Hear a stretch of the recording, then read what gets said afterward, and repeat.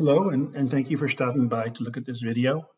Today I'm going to be trying to make a few short videos instead of making one longer video so people can look at the things that really are most important to them. This is going to be a video looking at the growth rate of COVID-19 in Canada for the last several weeks and some predictions through the end of March.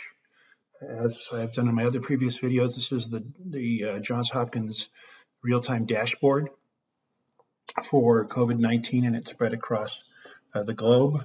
We now have 215,000 cases confirmed worldwide. That was 198,000 when I went to bed last night.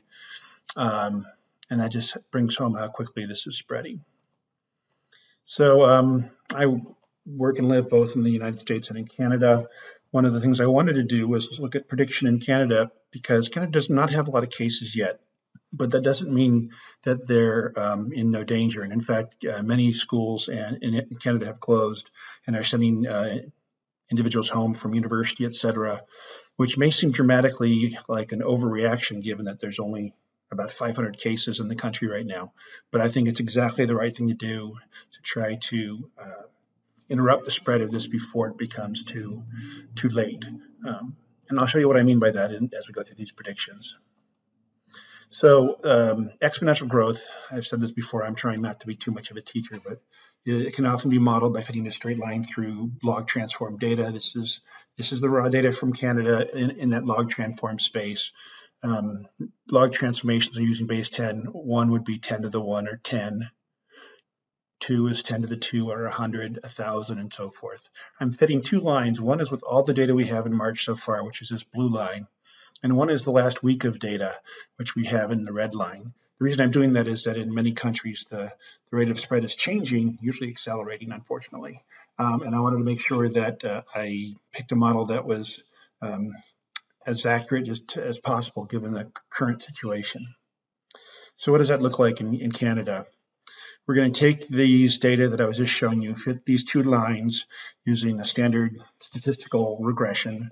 We're going to make a prediction. These, in fact, are the prediction lines from those two scenarios. The red line is the more recent data. The blue line is all of March.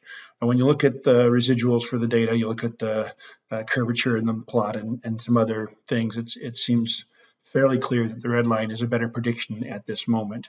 And so I'm going to be interpreting the red line as I go through this. Now, for the important thing is it's very hard to see for us humans to understand what the magnitude of things are in a log transformed space. So I'm going to actually re-transform it back to the original metric.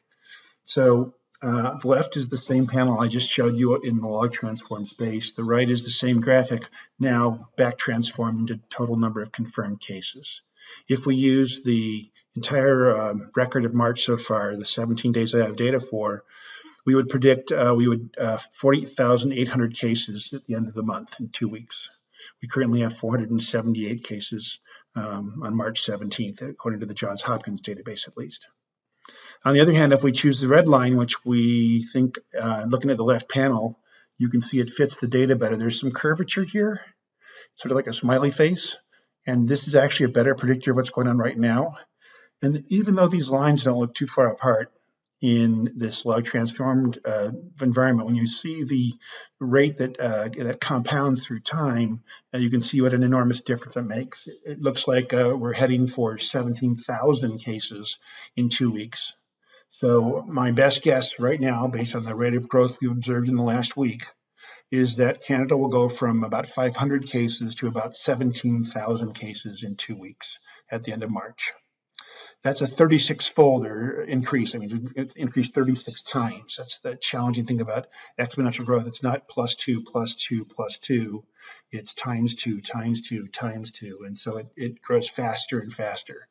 So I would expect Canada to discover more than 16,000 cases, confirm accelerating. Look at that. I just noticed a typo. Oh, well.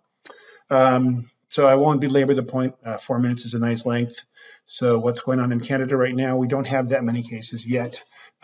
It's starting to accelerate. The cases will show up even if we act today, because there's a lag time between when we act and when the disease incubates in people before they get fairly sick.